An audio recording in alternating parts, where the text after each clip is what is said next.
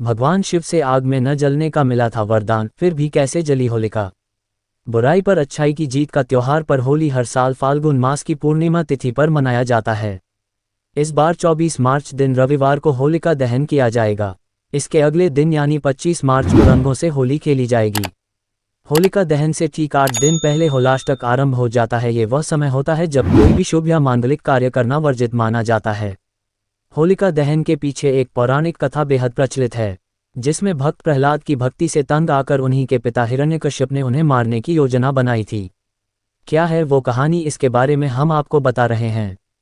हिरण्यकश्यप की बहन होलिका को आग में ना जलने का वरदान प्राप्त था। वरदान में उसे ऐसी चादर मिली थी जिसे ओढ़ने के बाद आग उसे जला नहीं सकती थी। हिरण्यकश्यप ने प्रहलाद को जलाकर मारने की योजना बनाई और अपनी बहन होलिका की गोद में बैठाकर उसे आग के हवाले कर दिया। परंतु वरदान वाली चादर भी आग में होलिका के साथ जल गई और प्रहलाद का बाल भी बांका नहीं हो पाया। तभी से होली का त्योहार मनाया जाने लगा। अब आपके मन में यह सवाल उठ रहा होगा कि होलिका को तो आग में ना जलने का वरदान मिला था, फिर वह आग में कैसे जल गई। तो चलिए हम आपको बताते हैं ऐसा कैसे हुआ। होलिका दहन कथा में बताया जाता है कि होलिका ने प्रहलाद को आग के अंदर बैठाकर जलाने की कोशिश की थी।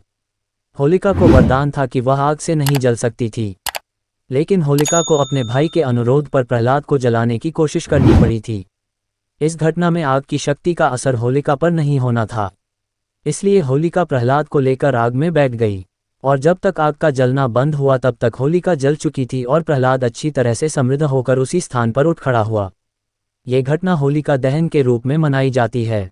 ये बताया जाता है कि होलिका को वरदान केवल उसे आग से बचाता था और उसे नहीं बताया गया था कि उसे किसी को आग में जलाने का अधिकार नहीं था। इसलिए जब होलिका ने प्रहलाद को जलाने की कोशिश की तब उसे अपने वरदान का असर नहीं हुआ और वह आग में जल गई थी। इस घटना से यह समझ में आता है कि वरदान का असर केवल उस व्यक्ति पर होता है जिसे वह दिया जाता है, और अगर उसका उपयोग गलत तरीके से किया जाता है तो उसका असर नहीं रहता। और यही गलती होलिका ने की, जिसकी वजह से उसे अपनी जान गंवानी पड़ी।